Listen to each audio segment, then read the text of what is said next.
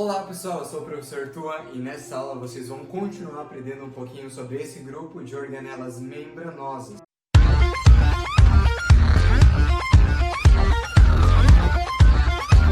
Na aula anterior, vocês aprenderam sobre duas organelas, o retículo endoplasmático, que pode ser separado em rugoso e liso, e o complexo de Golgi.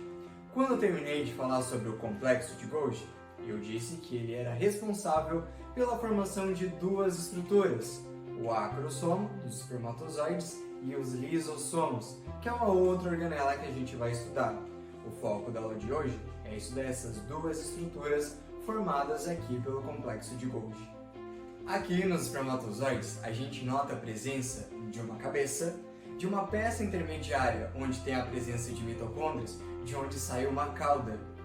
Esse acrossomo está presente aqui na cabeça do espermatozoide e é formado, tem origem lá no complexo de Golgi, que a partir do momento que essa célula gamética começa a se diferenciar em espermatozoide, esse complexo de Golgi ele começa a migrar para essa região da cabeça e forma essa estrutura, delimitada por uma membrana carregada de enzimas. E para que vai servir essas enzimas? Para que ocorra a fecundação ou a fertilização de um ovócito pelo espermatozoide, precisa que haja essa fusão dos dois gametas. Essa estrutura, o ovócito, possui algumas barreiras que precisam ser rompidas pelo espermatozoide, como por exemplo a zona pelúcida, formada por algumas proteínas. E é exatamente aqui que o acrossomo ele vai agir, liberando essas enzimas, fazendo a degradação dessa zona pelúcida ou dessa barreira. E aí sim, o espermatozoide ele consegue liberar o material genético para que ocorra a fusão. Sendo assim, este acrossomo que é formado pelo complexo de Golgi, ele é essencial, é uma estrutura essencial do espermatozoide para que ocorra a fecundação e logo, em consequência, a reprodução. Agora começa uma longa história sobre a formação do lisossomo a partir do complexo de Golgi. O complexo de Golgi ele vai receber algumas proteínas com função enzimática lá do retículo endoplasmático.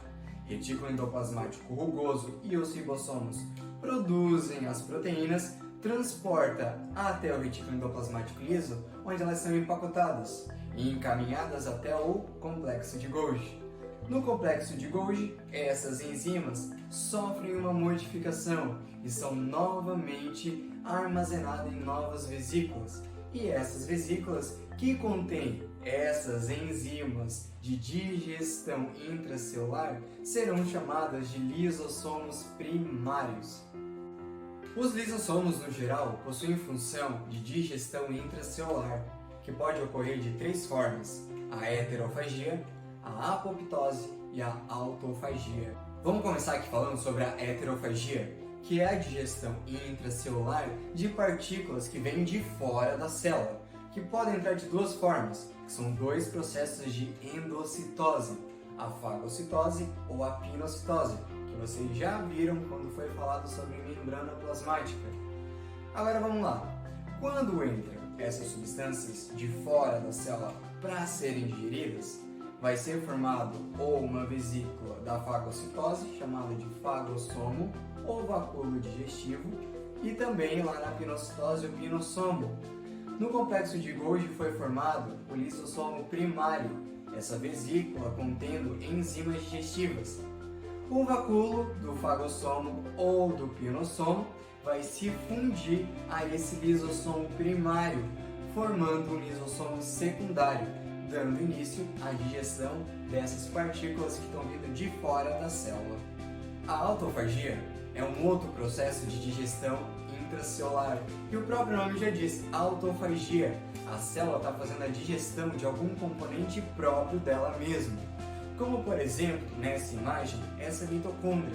A célula normalmente realiza esse processo de autofagia quando alguma organela ou algum componente citoplasmático perde a função. E aí a célula resolve lá fazer uma reciclagem de proteínas, lipídios, carboidratos, ácidos graxos para fazer uma espécie de limpeza na célula. Vamos usar como exemplo aqui essa mitocôndria. Suponhamos que ela perdeu a função. O retículo endoplasmático liso vai ser responsável por formar uma vesícula que vai encapsular essa mitocôndria que perdeu a função. Essa vesícula a gente vai chamar de autofagossomo.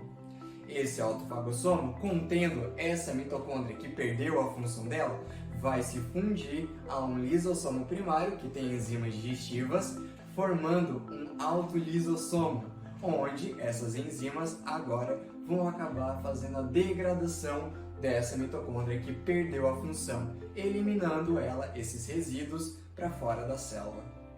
A apoptose, que é um último tipo aí de digestão intracelular relacionado aos lisossomos, é um tipo de morte programada pela célula, de forma que ela não venha trazer problemas ou comprometimentos para o organismo.